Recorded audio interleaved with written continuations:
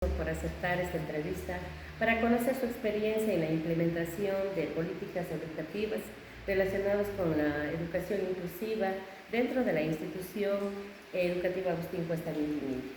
Buenas tardes, licenciada Ruth. Es un gusto poder participar de esta entrevista muy importante realmente porque vamos a abordar temas específicos sobre la educación inclusiva. Pero para el público que nos está viendo, permítanme presentarme una vez más. Soy Luis Cueva, docente de la Unidad Educativa Agustín Cuesta Vintimilla, de la parroquia rural de Baños, del cantón Cuenca. Llevo 16 años en el ámbito educativo. He tenido la oportunidad de participar en proyectos de inclusión educativa, específicamente en el ámbito rural. Muchísimas gracias por esta introducción, ingeniero, y vemos que su experiencia es muy amplia. Vamos a comenzar con las preguntas. Por supuesto. ¿Qué normativas específicas en el marco legal ecuatoriano implementa usted en su práctica docente para garantizar una educación inclusiva en la Unidad Educativa Agustín Cuesta Vintimilla? En mi práctica docente tenemos que recalcar que la norma suprema, según la pirámide de Kelsen, pues nos dicen que la norma suprema aquí en nuestro país pues siempre va a estar lo que es la Constitución de la República del Ecuador, de ahí los tratados internacionales, las leyes orgánicas, leyes ordinarias, los acuerdos, las resoluciones y finalmente las ordenanzas y documentos de menor jerarquía, ¿no?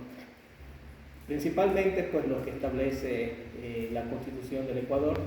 Un poco más específicamente estaremos hablando de los acuerdos ministeriales, como el acuerdo 295-13 sobre las adaptaciones curriculares para estudiantes con necesidades educativas especiales, ¿no?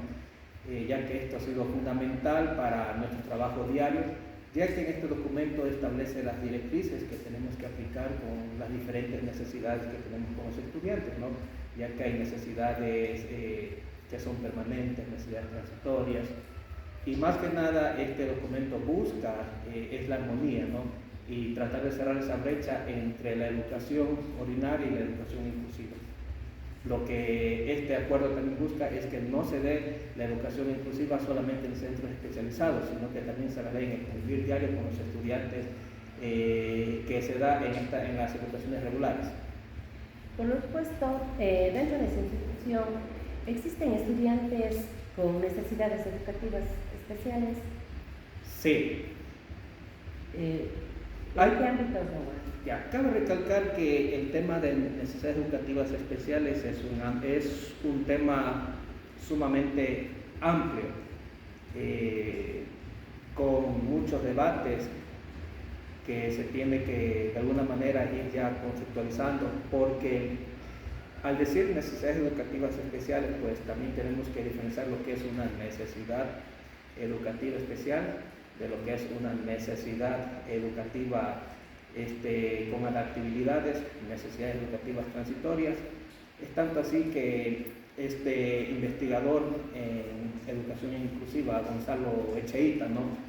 Él nos habla sobre los tipos de necesidades que tienen los estudiantes, ¿no?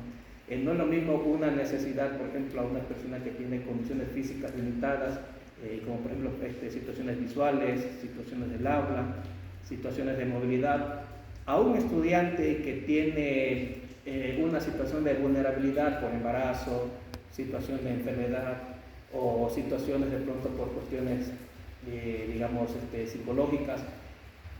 Es tanto así que nuestra actual normativa ecuatoriana lo aborda así, pero de una manera muy superficial, no específicamente. Si bien el gobierno manifiesta, incluso hay hasta un día en el que nos dice que tenemos que celebrar las discapacidades, también manifiesta que hay la Subsecretaría de Educación Inclusiva, pero en la práctica realmente estamos muy limitados de recursos, y uno de esos recursos son las limitaciones. ¿Y por qué hago hincapié en esto? Porque para mí, en lo personal, la educación se lo está manejando de manera muy subjetiva y no de manera objetiva, ya que para el docente del área de lengua y literatura, puede que para él el estudiante no necesite ser considerado como que tenga algún tipo de necesidad educativa especial, pero de pronto para el docente de educación física el estudiante sí necesita. Por lo tanto, la educación inclusiva no está siendo considerada desde todas las perspectivas.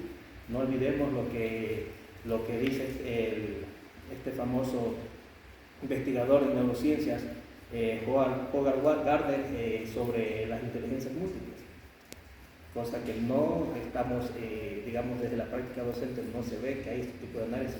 No se identifican tampoco los estilos de aprendizaje de los estudiantes, simplemente seguimos las directrices que da el Ministerio de Educación, pero no aterrizan en el territorio ni tampoco lo contextualizamos en el lugar donde queremos aplicar. No la misma necesidad de un estudiante de la zona rural, como en este caso de nuestra institución, con las necesidades que tienen estudiantes en el área urbana.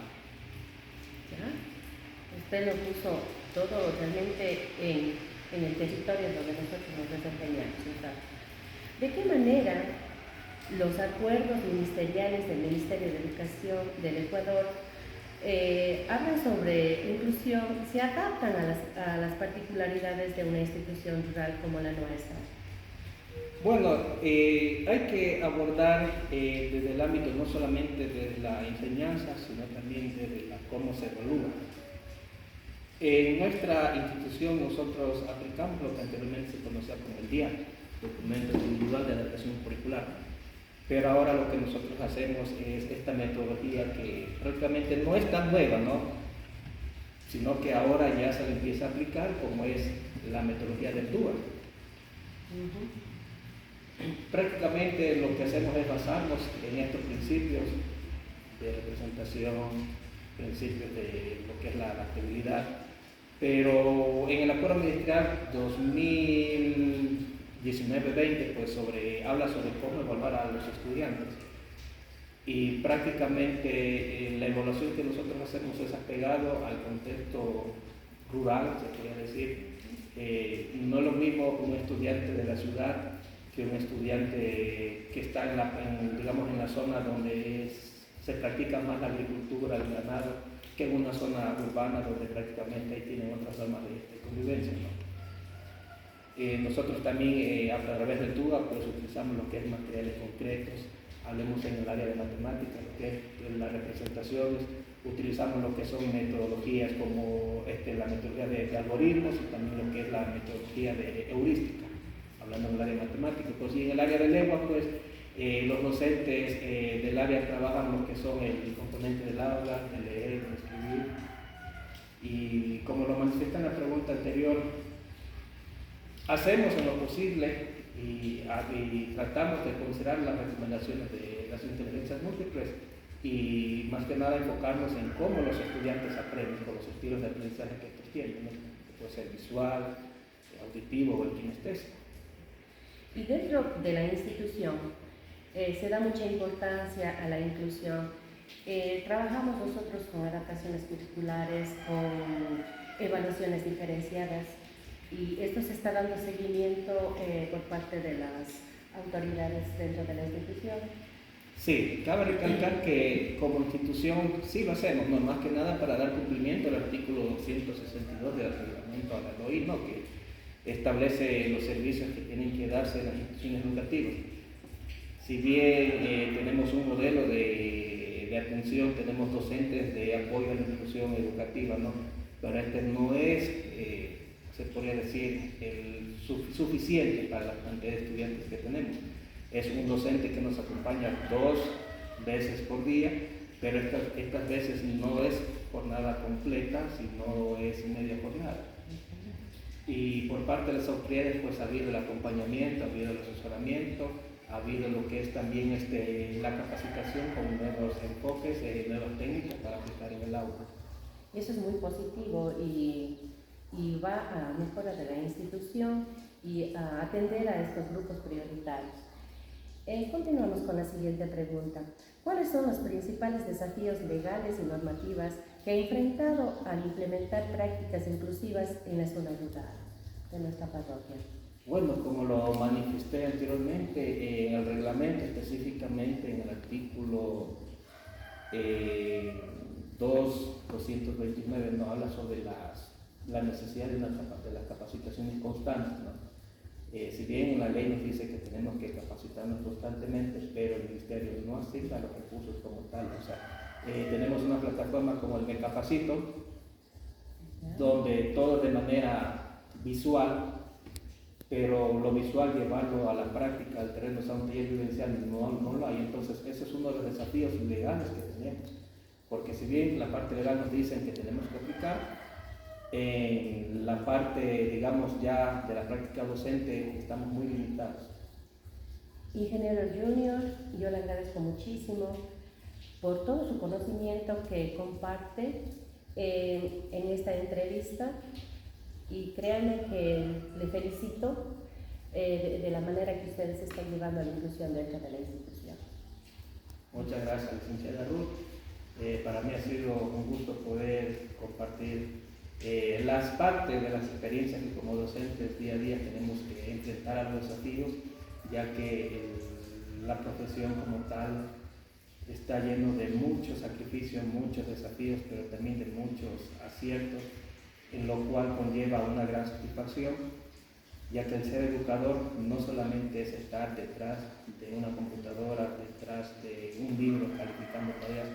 El ser educador también abarca mucho más allá del conocimiento, también abarca lo que es la parte humana, la educación en valores, y más que nada el ser empáticos con las diferentes necesidades, el considerar de que todos somos diferentes.